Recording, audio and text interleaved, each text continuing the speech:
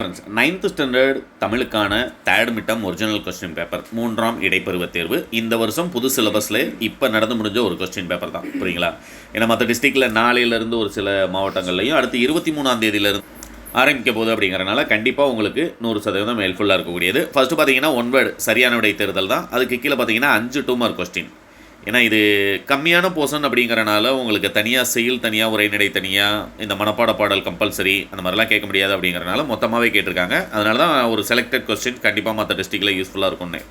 தாய்நாட்டுக்காக உழைக்க விரும்பினால் எப்பணியை தேர்ந்தெடுப்பீர், ஏன், ஓம்புவார் பகுபத உறுப்பிலக்கணம், இந்திய தேசிய இராணுவத்தில் குறிப்பிடத்தகுந்த தமிழக வீரர்கள் யாவர், கருக்கொண்ட பச்சை பாம்பு எதற்கு உவமையாக்கப்பட்டுள்ளது, இந்திய தேசிய இராணுவ படை தலைவராக இருந்த தில்லான் அவர்கள் தமிழர்கள் பற்றி கூறியது யாது, சலசல இச்சொல்லில் வல்லின மிகுமா விளக்கம் கொடு, மகளை கொடு வல்லினம் மிகுமா விளக்கம் கொடு.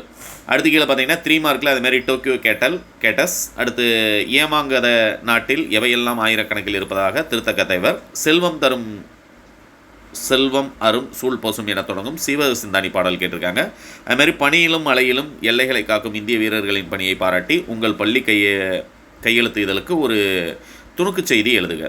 இதெல்லாமே மொழித்திறன் பயிற்சியில் இருக்கிறது. என்ன சார் புக் பேக்கில் இருக்கல இல்லையேன்னு கேட்டுறாதீங்க.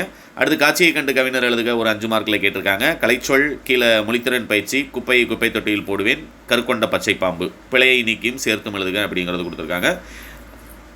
நெடுவினாவை பொறுத்த வரைக்கும் எனது பயணம் அது ஒன்று, ஏமாங்கத நாட்டு வளம் குறித்து வர்ணனைகளை உங்கள் ஊரின் வளங்களோடு ஒப்பிட்டு எழுதுக, இந்திய விண்வெளித்துறை பற்றி செய்திகளை விவரிக்க. இது பிடிஎஃப் டவுன்லோட் லிங்க் உங்களுக்கு டிஸ்கஷனில் கொடுத்துறேன். பட் இது மட்டும் போதுமா அப்படின்னோம்னா பாடம் நமக்கு ஒரு யூனிட் தான் முடிச்சிருப்பாங்கன்னு நினைக்கிறேன். பேலன்ஸ் இருந்தது ஹாஃப்லி எக்ஸாமுக்கு அப்புறம் நடந்தது.